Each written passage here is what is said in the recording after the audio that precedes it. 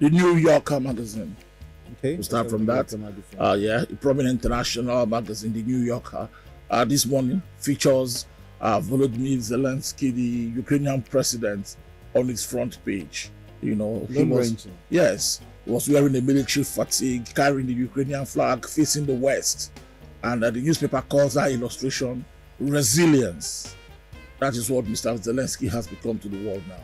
A resilient leader who has stayed. Yesterday, there was a video of him coming to his office. He walked straight to his office and said, I'm not running, I'm not going anywhere, I will stay in my office, and he broadcast to the nation.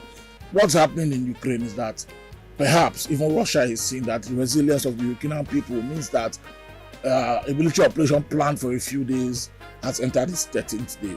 Of course, there are major issues around that because as we speak, overnight there were major Russian shellings, across various cities, and throughout the night and early this morning, residential buildings are even targeted in Sumy, where we have 350 Nigerian students not yet evacuated.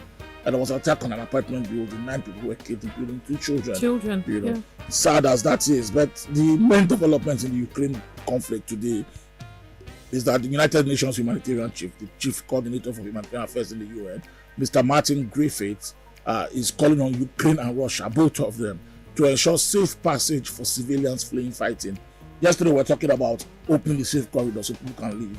But even Ukraine, they don't honor that because Ukraine says all the routes leads to Russia and Belarus.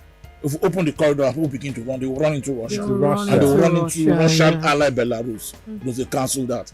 They plan to reopen the safe corridors this morning, Tuesday, 9 o'clock, and open a widespread, really in the 4 main cities, Kharkiv, Kyiv, Mariupol, and Sumy, so that people can leave. Civilians are now trapped in those cities, and the Russian bombing is relentless. It's pounding residential buildings now. It's attacking civilians in their bunkers on the streets, and the numbers are just rising, unfortunately.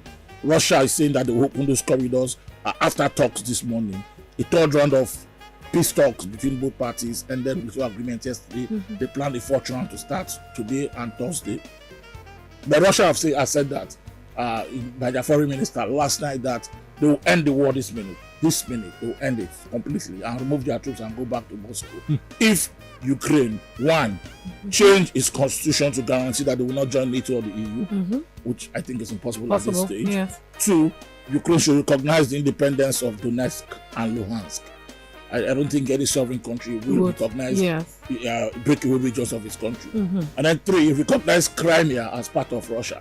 Maybe for Ukraine, this one is a given because Crimea has gone since 2014. Exactly. They can accept it. But the others, I really doubt that Ukraine will change, especially if you give the resilience of Mr. Zelensky, But it's not really turning out well for Ukraine because its allies are expecting that the West will begin to say that maybe we'll impose a no-fly zone.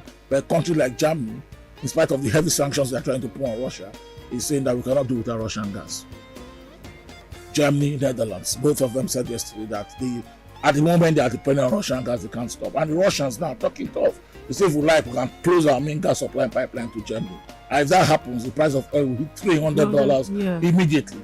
This is one of the Russian ministers saying this. Russia knows it's important and its strength in that region, and they're using it to the best of their abilities because they know that once they shut their gas supply to Europe, it will really affect them. And for instance, most countries in Europe, and even the US, in spite of all the heavy sanctions, have not been able to touch Russian oil and gas. So it's our plans are day 13 of the conflict, and it's unrelenting yet. Did you enjoy this video? Hit the subscribe button for more, leave a comment, and like. Thank you.